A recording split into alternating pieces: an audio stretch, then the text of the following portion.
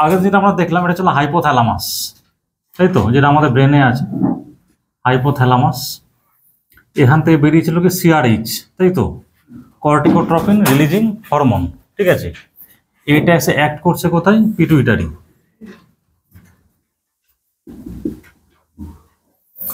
Pituitary থেকে তৈরি হচ্ছে কি এসিটিএইচ, অ্যাড্রেনোকর্টিকোট্রফিক হরমোন, ঠিক আছে। এটা গিয়ে কোথায় কাজ করছে, একদম অ্যাড্রিনাল গ্ল্যান্ডে, ঠিক আছে। এটা হলো মেডালা। কর্টেক্সের 3টে লেয়ার বলেছিলাম, ঠিক আছে। এই মিডল লেয়ার থেকে বার হয়ে গিয়ে কর্টিসল, ঠিক আছে। এসিটিএইচ কোথায় এসে স্টিমুলেট করে, মিডল লেয়ারটাকে, ঠিক আছে। আর বাইরের লেয়ারটা থেকে বেরিয়েছিল অ্যালডোস্টেরন, ঠিক আছে। আর যেটা একদম ইনার লেয়ার সেটাকে বলেছিলাম সেক্স স্টেরয়েডস। আর যারা মেডালা সেখান থেকে তৈরি হয়েছিল কি 3টে হরমোন, অ্যাড্রিনালিন, নরঅ্যাড্রিনালিন বা নরেড যেটাকে বলি আমরা, ঠিক আছে, আর ডোপামিন। এই 3টেকে একসঙ্গে আমরা বলেছিলাম কি ক্যাটেকোলামাইন। মানে ক্যাটেকল মানে বর্গ থাকে বা গ্রুপ থাকে, আর অ্যামাইন থাকে বলে ক্যাটেকল, আর একটা অ্যামাইন গ্রুপ থাকে, ক্যাটেকল অ্যামাইন একসঙ্গে আমরা কি বলি ক্যাটেকোলামাইন, ঠিক আছে। এইটা কখন সিক্রেশন হয়, যখন হচ্ছে আমাদের বডিতে সিম্প্যাথেটিক হওয়ার স্টিমুলেশন হয়, যে ফ্লাইট অ্যান্ড ফাইট রিয়াকশন যেটা বলেছিলাম, ওটা তো অনেক আগে পড়িয়ে দিয়েছি, ঠিক আছে। যখন সিম্প্যাথেটিক স্টিমুলেশন হয় তার একটা সিগন্যাল কোথায় যায়, অ্যাড্রিনাল মেডালাতে, তখন অ্যাড্রিনালিন হরমোন সিক্রেশন হয়। সেটা আমাদের কি ছিল, এমার্জেন্সি হরমোন, আপৎকালীন হরমোন। যে ফাইট রিয়াকশন পড়েছিলাম, যে সমস্ত কাজগুলো হয়, যখন আমি ফাইট করছি বা পালিয়ে যাব, ঠিক আছে, তার জন্য আমার যে সমস্ত অ্যাক্টিভিটি দরকার সবগুলো, যেগুলো দরকার নেই সেটাকে সাপ্রেস করবে। যেমন হচ্ছে আমি বাথরুমে গেলাম, বিতে সাপ বসে আছে, আমি বাথরুমের কথা ভুলে আমি পালানোর চেষ্টা করবো, তার মানে কি যেটা আমার দরকার নেই সেটাকে সাপ্রেস করে দিচ্ছে, আমাকে পালাতে হবে, সাপের সঙ্গে ফাইট করতে হবে, তার জন্য যা যা মেকানিজম সেগুলোকে অ্যাক্টিভেট করে দিচ্ছে, তখনই অ্যাড্রিনালিন সিক্রেশন হয়, ঠিক আছে। সেই জন্য এটাকে আমরা কি বলেছিলাম, আপাতকালীন হরমোন, ঠিক আছে। অ্যাড্রিনাল গ্ল্যান্ড থেকে আসে বলেই অ্যাড্রিনালিন, ঠিক আছে। এটা কোন জায়গাটা, মেডালা থেকে আসে, ইনার লেয়ার যেটা ভিতরের পোর্শনটা সেটা মেডালা বলে, বাইরের লেয়ার কর্টেক্স বলি। কর্টেক্সের 3টা লেয়ার বলেছিলাম, নাম বলবো না হ্যাঁ আপনাদের। বাইরের লেয়ার থেকে অ্যালডোস্টেরন তৈরি হয়, যেটাকে আমরা বলেছিলাম মিনারেলোকর্টিকয়েড, ঠিক আছে। এটা কি করে, আমাদের বডিতে সোডিয়াম আর ওয়াটারকে রিটেনশন করে, সোডিয়াম ওয়াটার, ঠিক আছে। সোডিয়াম ওয়াটার রিটেনশন হলে কি হবে, আমাদের ব্লাড ভলিউম বাড়বে, আর ব্লাড ভলিউম বাড়লে ব্লাড প্রেশার বাড়বে, তাহলে বডির হচ্ছে ব্লাড প্রেশার মেনটেন করতে হেল্প করে, প্লাস ইলেকট্রোলাইট মেনটেন করতে হেল্প করে। এখানে আগের দিন একটা জিনিস বলিনি, এই যে অ্যালডোস্টেরন কোথায় কাজ করে, আমাদের কিডনিতে গিয়ে কাজ করে, তাই তো। কিডনির ফাংশনাল ইউনিট হচ্ছে কি নেফ্রন, ঠিক আছে। আর ছোট্ট করে ছবি আঁকছে নেফ্রনের, যেটা আমরা কিডনি সিস্টেমিকে ডিটেলস পড়াবো, ঠিক আছে। এই অ্যালডোস্টেরন কাজ করে কথা ডিস্টাল পার্টটাই, ঠিক আছে। এখানে আরেকটা হরমোন কাজ করেছিল, সেটা কি এডিএইচ, আগের দিন বলেছি, অ্যান্টি ডাইউরেটিক হরমোন, মানে পেচ্ছাপ দিয়ে ওয়াটার লসটাকে কমিয়ে দেয়। অ্যান্টি ডাইউরেসিস, ডাইউরেসিস মানে হচ্ছে ইউরিন দিয়ে ওয়াটার, পেচ্ছাপ দিয়ে মানে ওয়াটার বেরিয়ে যাওয়া, তার উল্টো হচ্ছে অ্যান্টি ডাইউরেসিস, ঠিক আছে। তাহলে যখনই আমাদের বডিতে ওয়াটার কম পড়বে, অনেকক্ষণ হয়তো আমরা জল খাইনি, গরমে আছি, ঘেমে গেছি, তখন এডিএইচ সিক্রেশন হবে, তখন আমাদের ইউরিন প্রোডাকশনটাকে কমিয়ে দেবে, ভলিউমটাকে কমিয়ে দেবে, তাহলে কি আমাদের বডিতে ওয়াটার মেনটেন হবে। অ্যালডোস্টেরন কখন সিক্রেশন হয়, যখন আমাদের বডিতে blood volume, blood pressure fall করবে কোনো কারণে, তখনই কি করে বডি অ্যালডোস্টেরন সিক্রেশন। এই মেকানিজমটা কিন্তু আলাদা, এই অ্যাক্সিসের সঙ্গে কিন্তু রিলেটেড। ওটা যখন প্রেশার মানে ফল করবে তখন ওটা অ্যাক্টিভেট হবে। যখন আমি কিডনি সিস্টেমটা পড়াবো তখন ডিটেলস বলবো যে কী করে অ্যাক্টিভেট হয় ওটা, ঠিক আছে। আর সেক্স স্টেরয়েড বলেছিলাম, এটা হচ্ছে আমাদের বেসিক্যালি কি লিবিডো, মানে সেক্সুয়াল যে desire in male and female, মানে মেল ফিমেলদের যে সেক্সুয়াল ডিজায়ার বা ইচ্ছে থাকে সেটাকে মেনটেন করে। এটা হলো বেসিক জিনিস বলেছিলাম একদম, ঠিক আছে। আর এটা নিয়ে তো এখন বলার কিছু নেই, এটা তো অলরেডি বলে দিয়েছি। এই কর্টিসল বেসিক্যালি কি করে, আমাদের ব্লাডে গ্লুকোজ লেভেলটাকে বাড়ায়, ঠিক আছে। বাট ব্লাডে গ্লুকোজ লেভেল কি করে বাড়ায়, আগের দিন বলেছিলাম যে আমাদের বডিতে গ্লুকোজ স্টোর থাকে কিভাবে, গ্লাইকোজেন হিসেবে। আমাদের লিভারে, স্কেলিটাল মাসেলে গ্লুকোজ গ্লাইকোজেন হিসেবে স্টোর থাকে। তবে আমরা যখন অনেকক্ষণ না খেয়ে থাকি, যখন ফাস্টিং কন্ডিশন বা অনেকক্ষণ না খেয়ে আছি, বাট আমাদের বডিতে সবসময় গ্লুকোজ দরকার। ব্রেন হচ্ছে দুটো জিনিসের উপর নির্ভর করে, আগেও বলেছি, গ্লুকোজ আর অক্সিজেন। অক্সিজেন কন্টিনিউয়াস সাপ্লাই আছে, আমাদের বডিতে অক্সিজেন স্টোর নেই। গ্লুকোজ করতে গেলে হয় আমরা খাচ্ছি, বা যখন আমরা খাচ্ছি না, অনেকক্ষণ না খেয়ে থাকি, আমাদের বডির যে গ্লুকোজ স্টোর আছে পার্টিকুলারলি লিভারে, লিভারে গ্লুকোজ স্টোর থাকে গ্লাইকোজেন ফর্মে, স্কেলিটাল মাসেলেও থাকে, বাট স্কেলিটাল মাসেলের গ্লাইকোজেন থেকে গ্লুকোজ আমাদের ব্লাডে পায় না, তারও মেকানিজম আছে। মেনলি হচ্ছে লিভার থেকে গ্লাইকোজেনটা ভেঙে গ্লুকোজ মলিকুল আমাদের ব্লাডে আসে, সেটা আমাদের মেটাবলিক ফুল হিসেবে কাজ করতে থাকে, ঠিক আছে। এটা একটা করেছিল, সেটাকে আমরা কি বলেছিলাম, গ্লাইকোজেন ভাঙছে বলে সেটাকে বলেছিলাম গ্লাইকোজেনোলাইসিস, মানে গ্লাইকোজেনটা লাইসিস হচ্ছে, ব্রেকডাউন হচ্ছে। আর কি করেছিল, গ্লুকোনিওজেনেসিস, মানে নতুন করে গ্লুকোজ তৈরি করছে। গ্লুকো মানে গ্লুকোজ, নিয়ম মানে হচ্ছে নতুন, জেনেসিস মানে প্রোডাকশন বা তৈরি করা। সেটা কোথা থেকে তৈরি করা, প্রোটিন এবং ফ্যাট থেকে। আমাদের বডিতে মাসেল মাস আছে, দ্যাট ইজ প্রোটিন। আমাদের বডিতে ফ্যাট আছে, তাহলে মাসেল ভাঙবে, ঠিক আছে, প্রোটিন ভাঙবে, ফ্যাট ভাঙবে, সেখান থেকে ওই মলিকিউলগুলো থেকে গ্লুকোজ তৈরি করে। এই যে প্রোটিন এবং ফ্যাট হচ্ছে নন কার্বোহাইড্রেট, নন গ্লুকোজ মলিকিউল। এই যে নন গ্লুকোজ মলিকিউল থেকে গ্লুকোজ তৈরি করছে, কার্বোহাইড্রেট তৈরি করছে, এই প্রসেসটাকে আমরা বলি গ্লুকোনিওজেনেসিস। এবং এই কাজটা কে করে, কর্টিসল করে, সেই জন্য এটা নাম বলেছিলাম গ্লুকোকর্টিকয়েড, ঠিক আছে। এটুকু আগের দিন বলেছিলাম, ঠিক আছে। আর এই যে অ্যালডোস্টেরন এখানে কাজ করে, এবার দেখুন অ্যালডোস্টেরন কি যখনই হচ্ছে আমাদের কিডনি থেকে ফিল্টার হচ্ছে, এই যে আমরা ওয়াটার খাচ্ছি, ব্লাড ফ্লো আছে কিডনিতে, সেটা পরে বলবো আমি। এখানে যখন ফিল্ট্রেশন হচ্ছে, এখানে অনেক কিছু ফিল্ট্রেশন হয়, ওয়াটার ফিল্ট্রেশন হচ্ছে, ঠিক আছে, সোডিয়াম, পটাশিয়াম, গ্লুকোজ সব কিছু এখানে ফিল্টার্ড হয়, কিছু কিছু বাদ দিয়ে, ডিটেলস পরে বলবো। যখন ফিল্ট্রেশন হতে থাকে, এই টিউব দিয়ে চলছে, আলটিমেটলি ইউরিন দিয়ে বেরিয়ে যাবে, ঠিক আছে। এইখানে অ্যালডোস্টেরন কি করে, এই যে ফিল্ট্রেশন হয়েছিল এখান থেকে ওয়াটারকে রিঅ্যাবজর্পশন করে আর সোডিয়ামকে রিঅ্যাবজর্পশন করে করে কোথায়, ব্লাডে ফিরিয়ে দেয়, ঠিক আছে। এবার যখন ওয়াটার এবং সোডিয়াম রিঅ্যাবজর্ব করে, এখানে আরেকটা জিনিস করে, সে কি করে, পটাশিয়াম লস করে দেয়, ঠিক আছে। মানে হচ্ছে অ্যালডোস্টেরন হরমোন যখন আমাদের কিডনিতে কাজ করে, নেফ্রনের ডিস্টাল পার্টে কাজ করে, সোডিয়াম ওয়াটারকে রিঅ্যাবজর্ব করে ব্লাডে নিয়ে যায়, আর পটাশিয়ামকে ইউরিন দিয়ে লস করিয়ে দেয়। তাহলে কি হবে, ব্লাডে সোডিয়ামের লেভেল বাড়বে, ওয়াটার বাড়বে, তাহলে প্রেশার বা ব্লাড ভলিউম মেনটেন হবে, আর তার সঙ্গে সঙ্গে ব্লাডে পটাশিয়াম লেভেলটাকে কমিয়ে দেয়, ঠিক আছে। এবার এমন কিছু ডিজিজ আছে যেখানে আমাদের বডিতে অ্যালডোস্টেরনের পরিমাণটা বেড়ে যায়, ঠিক আছে, সেরকম ডিজিজ আছে, ওগুলো আপনাদের লাগবে না। তাহলে আমরা প্রেশার বেশি পাবো, মানে প্রেশার বেড়ে আছে, ঠিক আছে। আর কি পাবো, ব্লাডে সোডিয়াম যদি টেস্ট করতে গিয়ে সোডিয়ামের পরিমাণটা বেশি থাকবে, লেভেলটা বেশি থাকবে, আর পটাশিয়ামের লেভেলটা কম থাকবে। তো আমরা অ্যালডোস্টেরন হরমোন টেস্ট করে অ্যাড্রিনাল গ্ল্যান্ডের ইমেজিং করে দেখি, তখন ডায়াগনোসিস করে দিই। কিন্তু এই ডিজিজগুলো রেয়ার ডিজিজ, আমি প্রায় অনেক ধরনের ক্লিনিক্যাল প্র্যাকটিস করছি, যখন পড়াশোনা করছি তখন একটা কেস পেলে খুব রেয়ার, এগুলো নিয়ে আপনাদের মাথা ঘামানোর বেশি কিছু নেই, ঠিক আছে। তো বলে রাখলাম আর কি, ঠিক আছে। এখানে দুটো জিনিস একটু জেনে রাখবেন খালি, মানে ইন ডিটেলস একেবারে জানার দরকার নেই, ঠিক আছে। যদি কোনো কারণে আমাদের বডিতে কর্টিসলের প্রোডাকশন বেড়ে যায়, ঠিক আছে, কর্টিসলের প্রোডাকশন বেড়ে গেছে, সেটা কি করে বাড়তে পারে, যে আমার পিটুইটারি গ্ল্যান্ডে এমন টিউমার হয়েছে, ঠিক আছে, যেখান থেকে এসিটিএইচ প্রোডাকশনটা বেশি হবে। মানে পিটুইটারি গ্ল্যান্ডের যে সেল থেকে এসিটিএইচ তৈরি হচ্ছে, সেখানে টিউমার যদি হয়, সে এসিটিএইচ প্রোডাকশনটা বেশি হবে, তাহলে কি হবে, এই লেয়ারটাকে বেশি বেশি করে স্টিমুলেট করবে, তাহলে কি হবে, কর্টিসলের পরিমাণটাও কি হবে, অনেক বেশি বাড়বে, ঠিক আছে। তো সেই যে কন্ডিশনটা, সেটাকে আমরা বলি কুসিং ডিজিজ। একজন কুসিং সাহেবের নামে আমরা কুসিং সিনড্রোম বলি, ডিজিজ তো বলবো না, সিনড্রোম, কুসিং সিনড্রোম, ঠিক আছে। এবার দেখুন কুসিং সিনড্রোম একটা হিউজ টপিক, ঠিক আছে। মানে আমিও দু একটা ডায়াগনোসিস করার চেষ্টা করেছি, কিন্তু ফুল ফেজে ডায়াগনোসিস হয় না, ট্রিটমেন্টটাও খুব ডিফিকাল্ট, মানে একটা অন্য রকমের। এটা আপনাদের বেশি লাগবে না, তবে যখন কর্টিসল এক্সেস হয় আমাদের বডিতে, ঠিক আছে, সেই যে ডিজিজ সিমটমগুলো হয়, সেটাকে আমরা কি বলি, কুসিং সিনড্রোম। এগুলো পার্টিকুলারলি ইয়াং ফিমেলদের হয়, ঠিক আছে। ইয়াং ফিমেলদের কখন আমরা সাসপেক্ট করি, ধরুন একটা ফিমেল পেশেন্ট এসে আমার কাছে, ইয়াং পেশেন্ট, এই 22, 23, 20, 25 বছরের মধ্যে, যেটা হয় ওদের মুখটা একটু গোল হয়ে যায়, ওটা মুন ফেসিস বলি আমরা, বডি ওয়েট বাড়তে থাকে, ঠিক আছে। তারপর কি হয়, যে কর্টিসল যেমন বললাম যে প্রোটিন ফ্যাটকে ভাঙে, ঠিক আছে, ভেঙে কি করে, গ্লুকোজ মলিকিউল তৈরি করে, তার সাথে সাথে ফ্যাটকে রিডিস্ট্রিবিউট করে, মানে পেটের ফ্যাটগুলোকে ভেঙে ঘাড়ের এগুলোতে ডিপোজিট করিয়ে দেয়। দেখুন ঘাড়টা উঁচু হয়ে গেছে, বাফেলো হাম বলি, স্কিনটা খুব মোটা এবং কালো হয়ে গেছে, সেটাকে অ্যাকান্থোসিস নাইগ্রিক্যান্স বলি। তাহলে কর্টিসল অনেক, তাহলে ব্লাডে গ্লুকোজের পরিমাণটা বেড়ে থাকবে, ঠিক আছে। প্লাস হচ্ছে এই যে হরমোনাল ডিসব্যালেন্সের কারণে ওদের যে, আমি আগের দিন যে ওই যেটা সেক্সুয়াল হরমোনগুলো বলেছিলাম যে এলএইচ, এফএসএইচ, ঠিক আছে, ওই এক্সিসটাকেও ডিস্টার্ব করে, ওদের মানে মেনস্ট্রুয়াল প্রবলেম থাকে, ঠিক আছে। ইমিউন সিস্টেমগুলো প্লাস হচ্ছে মোটা হয়ে, হঠাৎ করে মোটা হয়ে যাওয়ার কারণে বা ফ্যাটগুলো কমে যাওয়ার কারণে এই চামড়াগুলো পেটে ফেটে, যেমন মেয়েদের বাচ্চা হলে চামড়াগুলো ফেটে যায়, ঠিক আছে, ওই ধরনের চামড়াগুলো ফেটে যায়। প্লাস ব্লাড গ্লুকোজ বেশি থাকে, হাইপার টেনশন থাকে, তখন এগুলো দেখে আমরা সাসপেক্ট করি যে পেশেন্টের কুসিং সিনড্রোম হয়েছে, ঠিক আছে। নানা রকম ইনভেস্টিগেশনে সেটা অনেক জটিল টপিক, অনেক হিউজ টপিক, মানে এখনো পর্যন্ত সেরকম পেশেন্ট আমি পাইনি, দু একটা পেয়েছি, সাসপেক্ট করেছি, মানে খুব সহজে পাই না আমরা ক্লিনিক্যাল প্র্যাকটিস। শুধু এটুকুই মনে রাখবেন যে কর্টিসল প্রোডাকশন বেড়ে গেলে সেই কন্ডিশনটাকে আমরা বলি কুসিং সিনড্রোম বলি, ঠিক আছে। আবার উল্টোটা একটা হয়, হরমোন একদম বাড়ছে বলা, কমেও যেতে পারে, ঠিক আছে। একটা ডিজিজকে বলি আমরা অ্যাডিসনস ডিজিজ।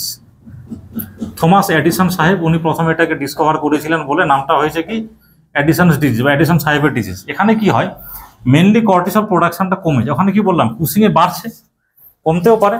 তাহলে কর্টিসল প্রোডাকশন কমে গেলে কি হবে, বডিতে গ্লুকোজের সাপ্লাই কমে যাবে বা হাইপোগ্লাইসেমি হবে, পেশেন্ট উইক হয়ে যাবে, দুর্বল হয়ে যাবে। অ্যালডোস্টেরনটাও কখনো কখনো কমে যায়। তাহলে অ্যালডোস্টেরন কমে গেলে কি হবে, সোডিয়াম ওয়াটার রিটেনশন হবে না, প্রেশার কমে যাবে, পেশেন্ট খুব দুর্বল হয়ে যায়, ঠিক আছে। এভাবে তখন আর অ্যাডিশন যে আরেকটা জিনিস হয়, ঠিক আছে, স্কিন পিগমেন্ট, মানে এই যে আমাদের এই যে চামড়াগুলো আছে, এই যে জায়গাগুলো খুব কালো কালো হয়ে যায়। তার কারণও আছে, অ্যাসিডেজ হরমোন যেমন শুধু এটা করে, এ আরেকটা করে আমাদের স্কিন সেলের যে মেলানিন সেলগুলো থাকে, ঠিক আছে, এই মেলানিন সেলগুলোকে কি করে, স্টিমুলেট করে। তাহলে মেলানিন সেল বেশি বেশি স্টিমুলেট, পিগমেন্ট বেশি বেশি করে তৈরি হবে, এই ক্রিজগুলোতে কালো কালো হয়ে যায়, blackening, hyperpigmentation of the skin বলি। এগুলো দেখে আমরা সাসপেক্ট করি যে অ্যাডিশনস ডিজিজ হয়েছে, ঠিক আছে। আবার বই খুব রেয়ার ডিজিজ, খুব একটা পাবেন না, আমরাও পাই না, এত ফুল ফ্লেজে প্র্যাকটিস করি তবু এগুলো খুব সচরাচর পাওয়া যায় না। মানে আমি তো যতদিন প্র্যাকটিস করছি 5-7 বছর থেকে, অ্যাডিশন ডিজিজ পাইনি। এগুলো দু একটা পেয়েছি যদিও, কিন্তু এটা তো একদমই পাইনি, খুব রেয়ার ডিজিজ। তো ওগুলো বেশি মাথা খাওয়ার দরকার নেই, ঠিক আছে। তাহলে এই যে পুরো অ্যাক্সিসটা দেখুন, তাহলে এটা হলো হাইপোথ্যালামাস, এটা হলো পিটুইটারি, এটা হলো কি অ্যাড্রেনাল, ঠিক আছে। এটাকে আমরা কি বলতে পারি, হাইপোথ্যালামো পিটুইটারি অ্যাড্রেনাল অ্যাক্সিস, মানে পুরো যে অ্যাক্সিসটা হাইপোথ্যালামাস আর পিটুইটারি অ্যাড্রেনাল অ্যাক্সিস, মানে পুরো এটাকে, ঠিক আছে। এবার হরমোনাল সিস্টেমে যেটা বলেছিলাম, সবসময় তাকে নেগেটিভ ফিডব্যাক সিস্টেমে কাজ করে, ঠিক আছে। যেমন হচ্ছে এই যে কর্টিসল প্রোডাকশন হচ্ছে, ঠিক আছে, তাহলে কর্টিসল কি করে, এসিটিএসকে নেগেটিভ ফিডব্যাক দেয়, আবার সিআরএসকেও নেগেটিভ ফিডব্যাক দেয়, ঠিক আছে। মানে যখন নর্মাল অবস্থায় কাজ করে, যেমন হচ্ছে আমার সিস্টেম নর্মালি কাজ করছে, আপনাদের নর্মাল কাজ করছে, তখন কি হয়, এই কর্টিসল যখন সাফিসিয়েন্ট পরিমাণে তৈরি হয়, এসিটিএস তখন একে সাপ্রেস করে দেয়, ঠিক আছে। আবার যখন এর প্রোডাকশন কমে যাবে, একে স্টিমুলেট করবে, বাট সিআরএসকেও করতে পারে, এইভাবে অ্যাক্সিসটা চলতে থাকে, ঠিক আছে। তো যখনই আমরা কর্টিসল বেশি পাই, একটা ব্রেন ইমেজিংও করে দেখতে হয় যে ব্রেনে কোনো টিউমার হয়েছে কিনা, ঠিক আছে। এটা নিয়ে বেশি মাথা ঘামানোর দরকার নেই। মেন জায়গাটা এবার চলে যাব আমি, যেটা সারা জীবন করে খাবেন, থাইরয়েড।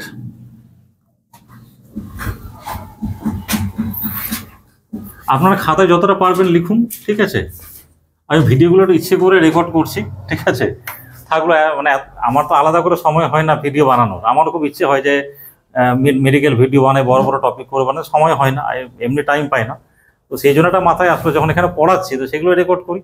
স্যার আপনারাও দেখতে পারবেন, আমি একটা মানে পেজ ক্রিয়েট করেছি ইউটিউবে হয়তো, ঠিক আছে, সেখানেও দেখতে পাবো। তবু চেষ্টা করবেন খাতায় লেখার যতটা পারবেন, তাহলে কি হয়, মেমোরাইজ করতে সুবিধা হয়, ঠিক আছে। যতটা পারবেন খাতায় লিখবেন।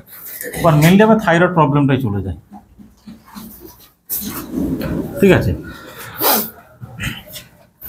আগের দিনই বলে দিয়েছি, হাইপোথ্যালামাস থেকে তৈরি হয় কি, টিআরএইচ, তাই তো, থাইরোট্রপিন রিলিজিং হরমোন। তবে আমাদের থাইরয়েড গ্ল্যান্ডকে, একটা বাটারফ্লাই শেপের একটা গ্ল্যান্ড, ঠিক আছে, যেটা আমাদের একদম গলায় থাকে, এটা সামনে। তাহলে দেখো, হাইপোথ্যালামাস পিটুইটারি কোথায় আছে, আমাদের ব্রেনে আছে। আর থাইরয়েড গ্ল্যান্ডটা কোথায় আছে, আমাদের ব্রেনের বাইরে, একদম গলার সামনের দিকে থাকে। এই যে আমাদের কার্টিলেজটা আছে, এখানে থাকে। ডিটেলস অ্যানাটমিক্যাল পজিশন আমি বলবো না, কারণ ওগুলো তো আপনাদের লাগবে না। শুধু বেসিক জিনিসটা বোঝার চেষ্টা করুন, এইটাই আপনাকে সারা জীবন কাজে দেবে, এবং এইটা করেই আপনি খাবেন। এইটা নিয়ে লোকের প্রশ্নের জানার কোনো মানে কোশ্চেনের শেষ নেই। আর পেশেন্টকে আমরা কত বোঝাবো ধরে ধরে, ক্লিনিকে টাইম থাকে না, ঠিক আছে। এবার দেখুন, তাহলে হাইপোথ্যালামাস থেকে তৈরি টিআরএইচ, থাইরোট্রপিন রিলিজিং হরমোন, সেটা পিটুইটারি সেলকে স্টিমুলেট করছে, টিএসএইচ তৈরি হচ্ছে, টিএসএইচ থাইরয়েড গ্ল্যান্ডকে স্টিমুলেট করছে, এখান থেকে তৈরি হচ্ছে দুটো হরমোন, T3 এবং T4। কি জিনিস সেটা পরে আসে, T3 T4 কথাটার মানে কি, এটাকে নেগেটিভ ফিডব্যাক সিস্টেমে কাজ করে, ঠিক আছে। মানে যখন সাফিসিয়েন্ট পরিমাণ T3 T4 তৈরি হয়, ঠিক আছে, তখন কি হবে, টিএসএইচকে বলো তুমি কম করে কাজ করো, তাহলে কম তৈরি হবে, টিআরএইচ কম তৈরি হবে, ঠিক আছে। আবার যখন T3 T4 কমে যাবে, তার মানে কি স্টিমুলেট করা বেশি দরকার পড়বে, তাহলে টিএসএইচ বাড়বে, টিআরএইচ বাড়বে, এইভাবে কাজ করে, ঠিক আছে। এবার দেখুন, তাহলে বডিতে যদি আমার T3 T4 এর পরিমাণটা কমে যায়, তার মানে দেখুন, তার মানে কি আমার থাইরয়েড গ্ল্যান্ড থেকে T3 T4 এর পরিমাণটা প্রোডাকশনটা কমে গেছে, কম তৈরি হচ্ছে। তাহলে গ্ল্যান্ডের অ্যাক্টিভিটি কমে গেছে, তাই তো? তাহলে সেই কন্ডিশনটাকে আমরা কি বলি? হাইপোথাইরয়েডিজম। হাইপো মানে কি কম বা লেস, আর থাইরয়েডিজম মানে থাইরয়েডের সেই অবস্থা যেখানে T3 T4 এর পরিমাণ মানে প্রোডাকশনটা কমে গেছে। তাহলে গ্ল্যান্ড থেকে টি সেটা পরে আসছি আমি, ঠিক আছে?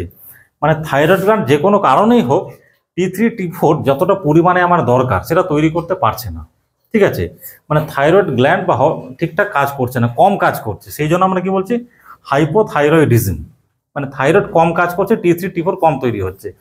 তাহলে কি করবে? একে কি সিগন্যাল দেবে? দেখো তোমরা ঠিকঠাক কাজ করতে পারছো না বলে আমি T3 T4 তৈরি করতে পারছি না, সুতরাং তোমরা তোমাদের কাজ বাড়াও। তাহলে তখন কি হবে? তাহলে T3 T4 যখনই কমে যাবে তাহলে কি বলে TRH এর পরিমাণটা বেড়ে যাবে, ঠিক আছে? কারণ কি সিগন্যাল দিচ্ছে যে T3 T4 আমি তৈরি করতে পারছি না, মানে তোমরা ঠিকঠাক কাজ করছো না, তোমরা কাজ বাড়াও। তাহলে TRH এর সিক্রেশনটা বেড়ে যাবে কোথা থেকে? হাইপোথ্যালামাস থেকে। ঠিক একই রকম ভাবে তাহলে পিটুইটারি থেকে TSH এর পরিমাণটা কি হবে? সিক্রেশনটা বেড়ে যাবে। তাহলে কি করবে? এই এসে থাইরয়েড গ্ল্যান্ডকে বেশি বেশি করে স্টিমুলেট করবে যাতে T3 T4 এর পরিমাণটাকে বাড়াতে পারে, কিন্তু পারবে না, একটা সময় গিয়ে ফেল করে যাবে, ঠিক আছে? তাহলে যখন আমরা দেখুন এই রিপোর্টটা আমরা খুব একটা করি না, ঠিক আছে? মেনলি আমরা TSH T3 T4 টেস্ট করি, ঠিক আছে? তাহলে যখনই একটা কোনো পেশেন্টের আমরা সাসপেক্ট করছি থাইরয়েড সমস্যা হতে পারে, তাহলে আমরা TSH টেস্ট করে দেখব, ঠিক আছে? যখনই দেখবো TSH বেশি, ঠিক আছে, তার মানে কি? তারপর আমরা T3 T4 করে দেখব। যদি দেখি যে TSH বেশি, T3 T4 কমে গেছে, এই যে কন্ডিশনটা বললাম, কারণ এই রিপোর্টটা আমরা সচরাচর করি না বা দরকার পড়ে না সাধারণত। মানে কি 100,000টা পেশেন্ট দেখলে হয়তো 999টা পেশেন্টের ক্ষেত্রে দরকার পড়বে না, আমাদের এটাতে কাজ চলে যায় TSH T3 T4, ঠিক আছে? তাহলে যখনই আমি দেখলাম যে TSH বেড়ে গেছে আর T3 T4 কমে গেছে, তার মানে কি? এই কন্ডিশনটাকে বলে আমরা হাইপোথাইরয়েডিজম। এবার কি হয়? পেশেন্ট তো কিছু বোঝে না, এবার সে বাইরে কোনো রিপোর্ট করতে কি হয়তো করতে কোনো টেকনিশিয়ান যা করতে বলেছে সে হিসেবে লাগতো আমার থাইরয়েডটা বেড়ে গেছে, কারণ সে TSH বাড়া দেখছে। অ্যাকচুয়ালি থাইরয়েডটা বেড়ে যায়নি, কমে গেছে, মানে হাইপোথাইরয়েডিজম হয়েছে, সেজন্য TSHটা বেড়ে গেছে। T3 T4টা ওরা তো T3 T4 তো বোঝে না। আর পেশেন্টকে যদি আমি যখন বলি দেখুন আপনার অ্যাকচুয়ালি থাইরয়েডটা কমে যায়, মানে বেড়ে যায়নি বরং কমে না, তো আপনি কি বলছেন? TSHটা তো অনেক বেশি। আমরা দেখুন আপনাকে অত মাথা ঘামাতে হবে না, একটু হলেও তো বোঝানোর চেষ্টা করি আমি যে হ্যাঁ এটা হতে পারে। আপনাকে এটা বুঝুন যে না মানে থাইরয়েডটা মানে বাড়েনি বরং কমেছে, কিন্তু বেশিরভাগ পেশেন্টটা বুঝতে চায় না। আচ্ছা ঠিক আছে, আপনার চিন্তা নিয়ে থাকুন, আপনি ওষুধ দেখান, বাস আপনাকে আর কিচ্ছু করতে হবে না, এটা আমি তখন বলি আর কি, ঠিক আছে? এটা একটা হলো। আবার উল্টোটা ধরুন যে থাইরয়েড গ্ল্যান্ড থেকে T3 T4 এর প্রোডাকশনটা কমে গেছে। T3 T4 কি পরে আসছি আমি, কথাটা মানে কি, কখন টেস্ট করবো কি হচ্ছে এটা পরে আসছি। T3 T4 যদি বেশি করে প্রোডাকশন হয় তাহলে থাইরয়েড গ্ল্যান্ড বেশি বেশি তৈরি হয়, তাহলে এ কি নেগেটিভ ফিডব্যাক দেবে, দেখো তোমরা বেশি বেশি কাজ করো, তোমার প্রোডাকশনটা কমিয়ে দাও। তাহলে যখন T3 T4 বেশি তাহলে TSHটা কি হবে? কমে যাবে। তাহলে এই যে কন্ডিশনটা যেখানে TSH কমে গেছে আর T3 T4 বেড়ে গেছে, দেখুন এখানে আগে প্রথমে T3 T4টা মনে রাখুন, এইটা কমে গেছে থাইরয়েড গ্ল্যান্ড থেকে, মানে হাইপোথাইরয়েডিজম। আর T3 T4 বেড়ে গেছে, এটাকে তাহলে আমরা কি বলবো? Hyper thyroidism.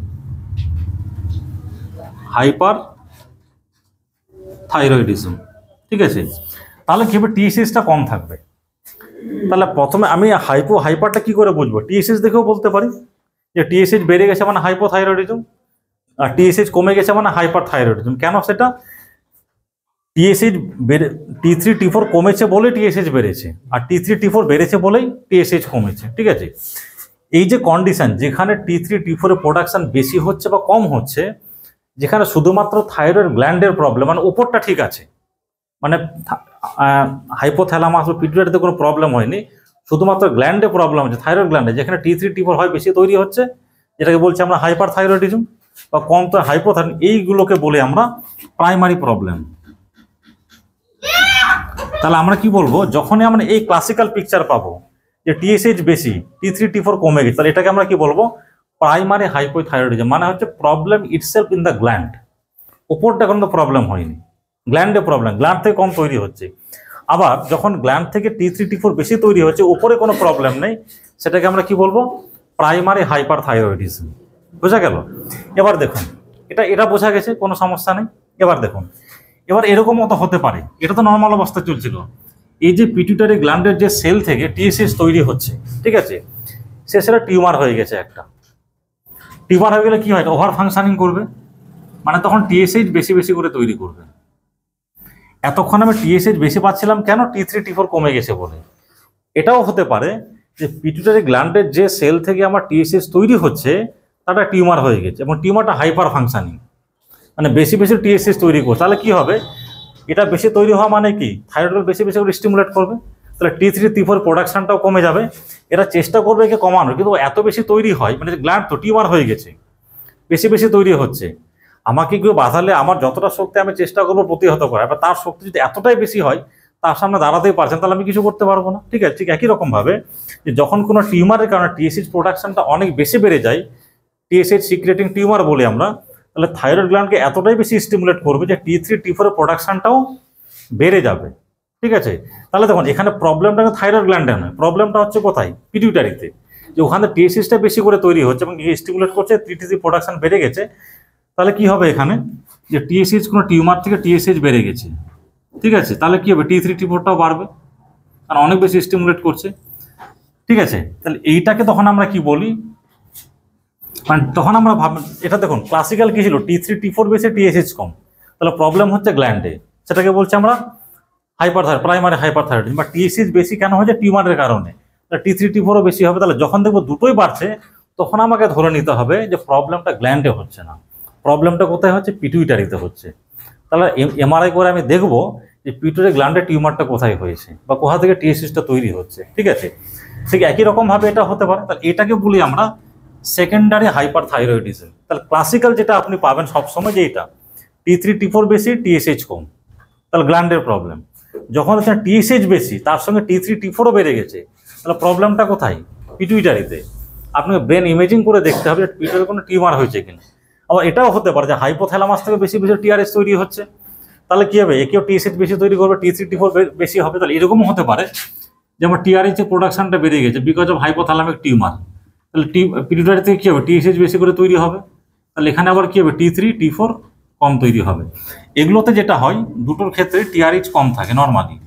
ঠিক আছে, এখানেও টিআরএইচ কম থাকবে, কারণ কি এরা বেশি তৈরি লেগে সাপ্রেস করবে। ঠিক আছে, কিন্তু এখানে কি হচ্ছে, আমার তিনটেই বেশি, তাহলে এই কন্ডিশনটাকে বলে আমরা টার্সিয়ারি। তাহলে প্রবলেমটা কোথায়, হাইপোথ্যালামাস। সেক্ষেত্রে মানে যখনই আমি দেখবো যে T3 T4 টিএসএইচ দুটোই বেড়ে গেছে, তাহলে আমার মাথায় সঙ্গে সঙ্গে কাজ করবে হয় হাইপোথ্যালামাসের প্রবলেম, না হয় পিটুইটারিতে। তাহলে আমার ব্রেন ইমেজিং করে দেখতে হবে। ঠিক আছে, সেখানে কিন্তু ওই পথে চলে চলো। আবার উল্টোটা দেখুন,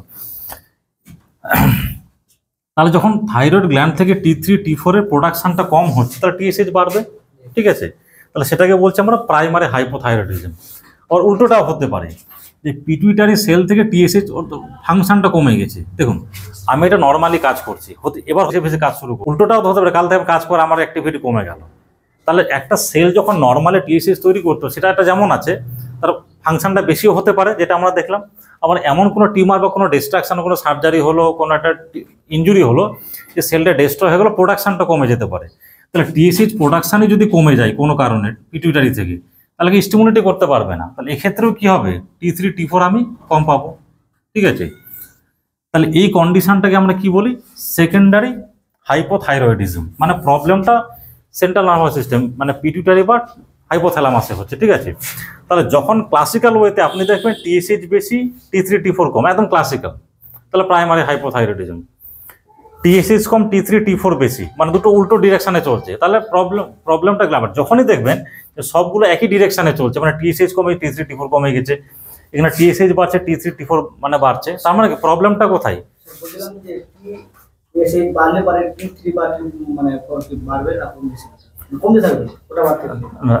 বুঝতে পারলেন না। নর্মালি কি হচ্ছে, যখন T3 T4 প্রোডাকশন হচ্ছে নর্মাল অবস্থা, মানে আমার থাইরয়েড সমস্যা নেই, আপনার থাইরয়েড সমস্যা নেই, তাহলে যখন গ্ল্যান্ড থেকে T3 T4 প্রোডাকশন হচ্ছে এদেরকে একটা নেগেটিভ ফিডব্যাক মেকানিজম থাকে। ঠিক আছে, ধরুন আমি 200 গ্রাম চালের ভাত খাই, তাহলে যখন আমার খাওয়া হয় আমি তখন কি বলবো, আর আমাকে দিস না, আমার খাওয়া হয়ে গেছে। তার মানে কি এটা আমি বাধা দিচ্ছি, ইনহিবিশন দিচ্ছি। বাট আমার যদি ওই সেন্সটাই চলে যায়, আমার খাওয়ার পরিমাণটা যদি বেড়ে যায়, আমি কি বলবো আরও বেশি বেশি করে দিই। ঠিক আছে, অ্যাকচুয়ালি এরা যখন নর্মালি কাজ করে এদেরকে সিগন্যাল দেয় যে ঠিক আছে আমার সাফিসিয়েন্ট পরিমাণ T3 T4 তৈরি হয়ে গেছে, তোমরা কাজটাকে কমিয়ে রাখো, আর আমাকে মানে স্টিমুলেট করবে না। ঠিক আছে, কিন্তু যদি এইখান থেকে এবার এমন হলো আপনি নতুন নতুন বিয়ে করে শ্বশুর বাড়ি গেছেন, ঠিক আছে, আর আমার পেট না জামাই তুমি প্রথমবার এসে তুমি খাও, মানে তোমাকে ছাড়বে না, 5খানা মাছ দিয়ে যাচ্ছে, মাংস দিয়ে যাচ্ছে, তোমার অবস্থা হয়ে যায়, তোমার পেট ভরে গেছে আর পারছো না, কিন্তু জামাই বা মানে শ্বশুর বা শাশুড়ি কেন নতুন এসে মানে খেতে হবে, তুমি ইয়াং ছেলে খাও, খেয়ে যাও খেয়ে যাও, ঠিক আছে। এখানে কি হচ্ছে যে টিএসএইচ এর প্রোডাকশনটা এতটাই বেশি বেড়ে গেছে because of tumour of the pituitary cell, ঠিক আছে। তাহলে একে এত বেশি স্টিমুলেট করবে যে বাধা দিতেই পারবে না। তাহলে সে টিএসএইচ সিম্পলি আপনি কি মনে রাখবেন, আপনি এগুলো সব ভুলে যাবেন। আপনাদের লেভেলে সবসময় দেখবেন যে এই পিকচারটা মিলছে কিনা, যে T3 T4 বেশি মানে থাইরয়েড গ্ল্যান্ডের অ্যাক্টিভিটি বেড়ে গেছে মানে হাইপারথাইরয়েডিজম, তাহলে টিএসএইচ কম থাকবে। উল্টোটা ভাবুন যে T3 T4 কমে গেছে তাহলে হাইপোথাইরয়েডিজম, তাহলে টিএসএইচ বেশি থাকবে। আপনাদের এটাতে কাজ চলে যাবে, আমাদেরও চলে যাবে। আমি একদিন প্র্যাকটিস করছি, এই কন্ডিশনগুলো এখনো পাইনি, সেগুলো খুব রেয়ার। সেদিন একটা পেশেন্ট এসেছিল, সাসপেক্ট করেছিলাম কিন্তু দেখালে পেলাম না কিছু, ঠিক আছে। তো এটা আমি এই জন্য বলে রাখলাম যে অনেক সময় রিপোর্ট এরকম পেয়ে যাবেন যে টিএসএইচ কম পাচ্ছেন, T3 T4 কম পাচ্ছেন, বা টিএসএইচ বেশি পাচ্ছেন, T3 T4 বেশি পাচ্ছেন। তখনই আপনাকে ভাবতে হবে, যখন সবগুলোই কমছে বা সবগুলোই বাড়ছে, তাহলে আপনাকে ভাবতে হবে যে প্রবলেমটা গ্ল্যান্ডে নয়, প্রবলেমটা কোথায়, পিটুইটারি বা হাইপোথ্যালামাস ব্রেনে। তাহলে সেক্ষেত্রে আপনাকে ব্রেন ইমেজিং সেখানে আর মেডিসিন দিয়ে ট্রিটমেন্ট হবে না, থাইরয়েড মানে যে টিউমারটার অপারেশন করতে হবে, খুব সোজা বাংলা কথা। এখানে একটা টিউমার হয়ে যায়, ওটা ওষুধ দিয়ে তো কিছু করতে হয়, টিউমারটা অপারেশন করতে, সে অপারেশন এখন আজকাল করা যায়, খুব ইজিলি ভালোভাবে করা যায়, ঠিক আছে। এইটাই হলো বেসিক মেসেজ, বাকি আপনি সব কিছু ভুলে যান। আপনাদের ক্লাসিক্যাল মনে রাখতে হবে, টিএসএইচ বেশি মানে T3 T4 কম মানে প্রাইমারি হাইপোথাইরয়েডিজম মানে গ্ল্যান্ডের প্রবলেম, আর টিএসএইচ কম T3 T4 বেশি মানে গ্ল্যান্ডের না হাইপারথাইরয়েডিজম, ঠিক আছে। এটুকু মনে রাখলেই চলে যাবে যে টিএসএইচ বাড়লে T3 T4 কমবে, আর টিএসএইচ কমলে T3 T4 বাড়বে। এটা হয়ে গেল। যদি সবগুলো একই ডিরেকশানে যায়, টিএসএইচ বা T4, যে সবগুলোই বাড়ছে বা সবগুলোই কমছে, তাহলে প্রবলেমটা গ্ল্যান্ডে থাকছে না, প্রবলেমটা কোথায় হয়েছে, একদম ব্রেনে। এইটা হলো বেসিক মেসেজ, আপনি সব কিছু ভুলে যান, এত কিছু মনে রাখতে হবে না, ঠিক আছে। আপনাদের এটাতে কাজ চলে যাবে। এবার কোনটা কি ট্রিটমেন্ট সেটা পরে আসছি আমি, ঠিক আছে। এটা বুঝতে পেরেছেন কিনা বলো। এবার পেশেন্টকে এবার ধরুন একটা সেদিন একটা ঘটনা ঘটেছিল, পেশেন্টের টিএসএইচ করেছি 834 এসছে, যেটা আমি মানে এত সাধারণত হয় না, এবং সেই 800 টিএসএইচ 800 বেশি হয়েছে মানে কি T3 অনেক বেশি কম থাকবে, ঠিক আছে। কিন্তু অত যখন বেশি হয়ে গেছে আমার সন্দেহ হলো যে এখানে পিটুইটারিতে কোনো প্রবলেম হচ্ছে না, তো তাই T3 T4 করতে পারে না, কম এসছে, তার মানে বুঝে গেলাম প্রবলেমটা গ্ল্যান্ডের, ঠিক আছে। এবার পেশেন্টকে খানিকটা বোঝা থেকে বলা হয়েছিল ব্রেনের প্রবলেম হতে পারে, বা তার তো অবস্থা খারাপ, যখনই কেউ শুনবে ব্রেনের সমস্যা, ঠিক আছে, তার তো অবস্থা খারাপ হয়ে যাবে, ঠিক আছে। ওই জন্য পেশেন্টকে না জানিয়েও অনেক সময় আমাদের ইনভেস্টিগেশন করতে, পেশেন্ট কিছু বলে, ঠিক আছে, এগুলো করুন, ঠিক আছে। এবার পেশেন্ট খুব বিরক্ত হয়ে যায়, ধরুন প্রথমে তো আমরা একসঙ্গে সবগুলো করতে দিই না, টিএসএইচ করতে দিই, ঠিক আছে। দেখলাম টিএসএইচ নর্মাল মানে বুঝে গেলাম থাইরয়েডের কোনো সমস্যা নেই। এবার ধরুন হয় বেশি এসে গেল, তাহলে আমি কি ভাববো যে হাইপোথাইরয়েড, তখন আমি T3 T4 করতে দিই, তো পেশেন্ট বিরক্ত হয়ে যায়, আবার খালি রিপোর্ট, ডাক্তারের কাছে আসলে খালি রিপোর্ট দেয়, ডাক্তারের কাছে আসলেই রিপোর্ট দেয়, ঠিক আছে। আর সেদিন ওই পেশেন্টের ক্ষেত্রে যেমন প্রবলেমটা হয়েছিল যে এটাতে যেহেতু টিএসএইচটা বেশি পেলাম, T3 T4 বেশি মানে কম পেয়ে গেলাম বলে আর আমাকে বেশি ভাবতে হলো না, ঠিক আছে। কিন্তু যদি বেশি পেয়ে যেতাম তাহলে তখন কিন্তু আমাকে ব্রেনে একটা ইমেজিং করতে হতো, ঠিক আছে। সেই জন্য বলছি এত কিছু মনে রাখতে হবে না আপনাদের। টিএসএইচ কম T3 T4 বেশি প্রাইমারি হাইপোথাইরয়েডিজম, টিএসএইচ কম T3 T4 বেশি হাইপারথাইরয়েডিজম, ঠিক আছে। আর যখন সবগুলোই বেশি বা সবগুলোই কম, প্রবলেমটা কোথায়, পিটুইটারি বা হাইপোথ্যালামাস, বাস এইটুকু মনে রাখুন। সেক্ষেত্রে ব্রেনে একটা ইমেজিং লাগবে, এটা এমআরআই লাগবে, সোজা কথা একদম, ঠিক আছে। এ অবধি বোঝা গেছে কিনা?